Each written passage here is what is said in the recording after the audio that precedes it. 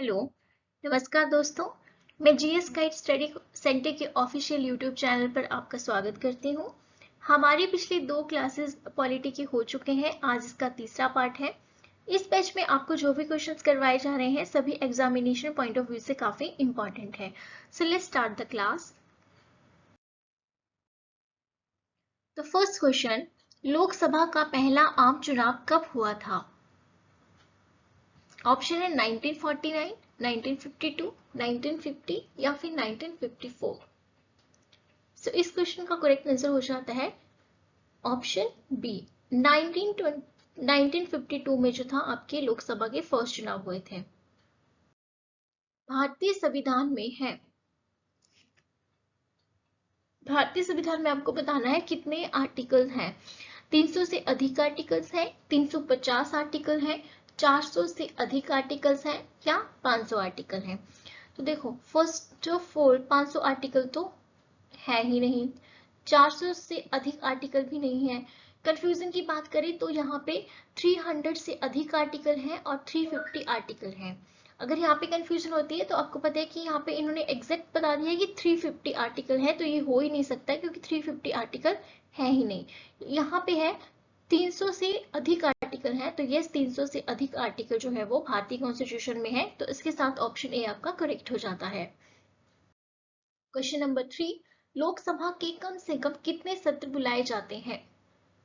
वर्ष में 1 बार, वर्ष में 2 बार, वर्ष में 3 बार या वर्ष में 4 बार? तो लोकसभा के जो सत्र है वो वर्ष में 2 बार बुलाने कंपल्सरी होते हैं और उनके बीच जो गैप है वो आपका 6 मंथ का गैप होना जरूरी है। राज्यसभा के सदस्य चुने जाते हैं, आपको बताना है कि राज्यसभा के जो सदस्य हैं वो कितने वर्ष के लिए चुने जाते हैं। 4 वर्ष के लिए, 5 वर्ष के लिए, 6 वर्ष के लिए या आजीवन? तो आजीवन तो होगा नहीं क्योंकि आजीवन इनको नहीं चुना जाता है, इनको जो है वो 6 वर्ष के लिए चुना जाता है। सो ऑप्शन सी यहाँ पे करेक्ट हो जाएगा। और अगर लोकसभा की बात करें तो लोकसभा के जो सदस्य हैं वो 5 वर्ष के लिए चुने जाते हैं। कौन सा राज्य सबसे अधिक प्रतिनिधि लोकसभा में भेजता है? बिहार, मध्य प्रदेश, पश्चिम बंगाल या उत्तर प्रदेश? तो उत्तर प्रदेश जो है वो सबसे अधिक प्रतिनिधि लोकसभा में भेजता है, तो ऑप्शन डी इसका करेक्ट आंसर हो जाएगा। और आप मुझे कमेंट सेक्शन में बताएंगे कि टोटल कितने जो मेंबर हैं इसके लोकसभा में चयनित होते हैं।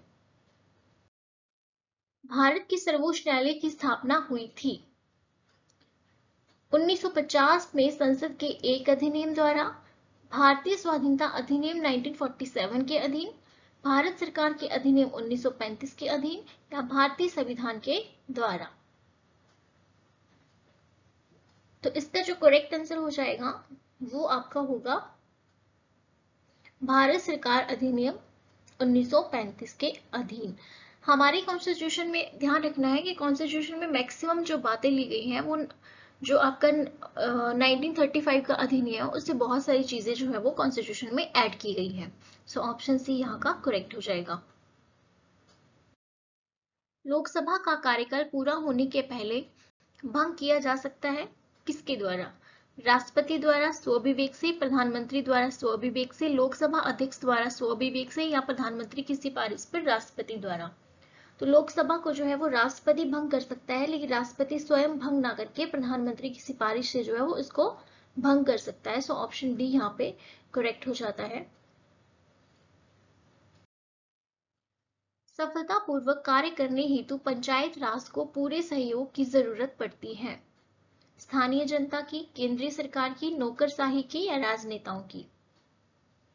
तो जब पंचायती सिस्टम की बात की जाए तो पंचायती सिस्टम में स्थानीय जनता की इंपॉर्टेंस बढ़ जाती है। ठीक है, तो इसका जो ऑप्शन ए है वो करेक्ट हो जाएगा। संविधान की 8वीं अनुसूची में वर्तमान में कुल कितनी भाषाएं हैं? 22, 18, 15 या 25? तो टोटल जो है वो 22 भाषाएं हैं कॉन्स्टिट्यूशन में। सो ऑप्शन ए यहाँ पे करेक्ट हो जाता है।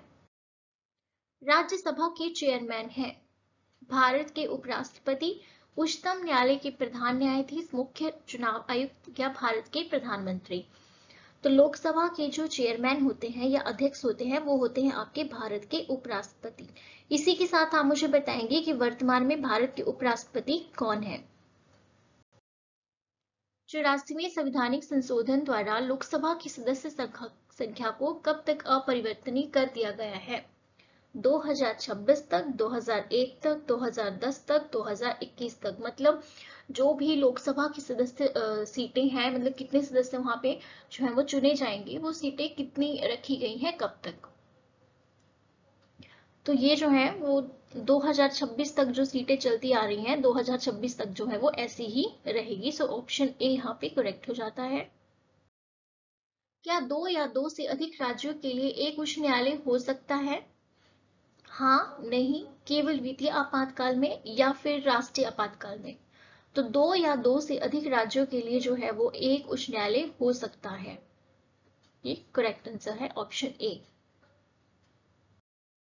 महान्यायवादी अटॉर्नी जनरल का कार्यकाल कितने दिनों का होता है? आजन्म, 6 वर्ष, राष्ट्रपति की इच्छा अनुसार या संसद का विश्वास पाने तक। तो आजन्म तो किसी का भी कार्यकाल नहीं हो सकता, ठीक है। जो अटॉर्नी जनरल है उसका कार्यकाल आपके राष्ट्रपति की इच्छा पर निर्भर करता है, ठीक है। सो ऑप्शन सी यहाँ पे करेक्ट हो जाता है। किस संविधान संशोधन द्वारा 6 से 14 वर्ष की आयु के बच्चों को निःशुल्क एवं अनिवार्य शिक्षा का प्रावधान किया गया है? 82वां, 80वां, 90वां या फिर 86वां? तो 6 से 14 वर्ष की आयु के बच्चों को निःशुल्क और अनिवार्य शिक्षा का प्रावधान जो है वो 86वें संवैधानिक संशोधन के द्वारा किया गया है। सो ऑप्शन डी यहाँ पे करेक्ट हो जाता है। राज्यपाल को अपने पद से कौन हटा सकता है? राज्य विधानसभा, राष्ट्रपति, संसद या फिर प्रधानमंत्री?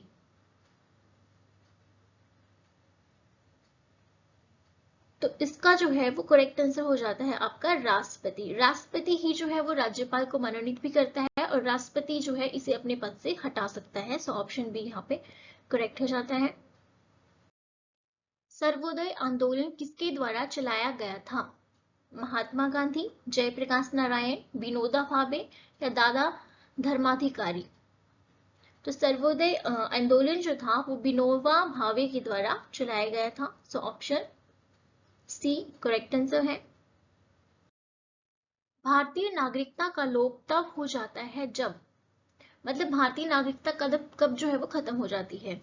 कोई व्यक्ति विदेशी नागरिकता प्राप्त कर लेता है, जब वह नागरिकता का परित्याग कर देता है, सरकार किसी कारण से उसे नागरिकता से वंचित कर देती है, या उपयुक्त सभी परिस्थितियों में।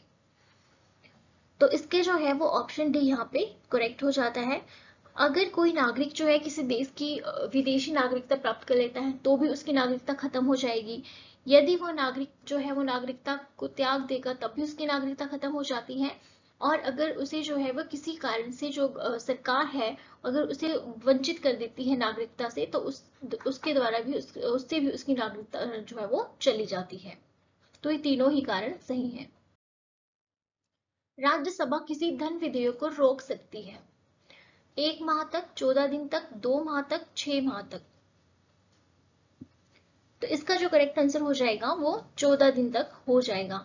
आपको पता है जो धन विधेयक है उस पे जो उसको जो पास करना होता है उसमें लोकसभा का ही ज्यादा हिस्सा होता है, मतलब लोकसभा ही उसको पास करती है। राज्यसभा के लिए सिर्फ उसको एक सजेशन के लिए भेज सकते हैं सिर्फ 14 दिन के लिए, और जो राज्यसभा है उसको सिर्फ 14 दिन के लिए रोक सकती है, इससे ज्यादा नहीं। इंडिया जो कि भारत है राज्यों का एक संघ होगा, यह भारत के संविधान में निम्नलिखित में कहाँ उल्लिखित है? मतलब इंडिया जो कि भारत है ये लाइन आपके कॉन्स्टिट्यूशन में लिखी गई है, लेकिन कौन से आर्टिकल में? प्रस्तावना में, अनुच्छेद 1 में, अनुच्छेद 2 में या फिर दूसरी अनुसूची में? तो देखो प्रस्तावना में इंडिया जो कि भारत है ऐसी कोई बात नहीं करी गई है, ठीक है। अगर हम इसकी बात करें तो ये जो है आपके आर्टिकल 1 में है। सो ऑप्शन बी यहाँ पे आपका करेक्ट आंसर हो जाता है। अनुच्छेद 1 में कहा गया है इंडिया जो कि भारत है।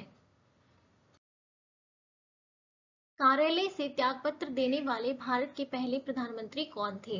अटल बिहारी वाजपेयी, मोरारजी देसाई, राजीव गांधी, विश्वनाथ प्रताप सिंह? तो इसका करेक्ट आंसर है मोरारजी देसाई। तो मोरारजी देसाई जो थे वो कार्यालय से त्यागपत्र देने वाले भारत के पहले प्रधानमंत्री थे। Thanks for watching. अगर आपको ये क्लासेस थोड़ी भी अच्छी लगी होंगी तो please like share and subscribe this channel. Thank you and have a nice day.